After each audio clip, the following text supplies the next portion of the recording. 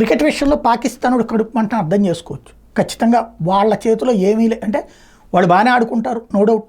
కాకపోతే గ్రిప్పు, అంతర్జాతీయ మ్యాచ్ల గ్రిప్పు వాళ్ళకు ఉండాలని కోరుకుంటారు. అది భారత్ కారణంగా సాధ్యం కాదు.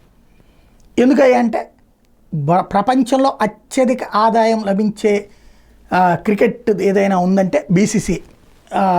దాంతోపాటుగా ప్రపంచంలోనే కీలకమైనటువంటిది ఇవాళ ఐసీసీకి సగం ఫండింగ్ భారతదేశమే. కాబట్టి మిగతా దేశాలన్నీ కూడా మన ఆధిపత్యాన్ని అంగీకరిస్తుంటాయి. దాంతోపాటుగా ఇప్పుడు ఐసీసీ చీఫ్గా జైషా రావడం, ఏదైతే పాకిస్తాన్ ఛాంపియన్స్ ట్రోఫీకి సంబంధించి ఇండియా అక్కడికే రావాలంటే మనం దాని మీద నిషేధం పెట్టుకున్నాం కాబట్టి రానన్ను, మీరు రాకపోతే ఎట్లా అంటే ఇప్పటిదాకా వాదిస్తూ వచ్చింది.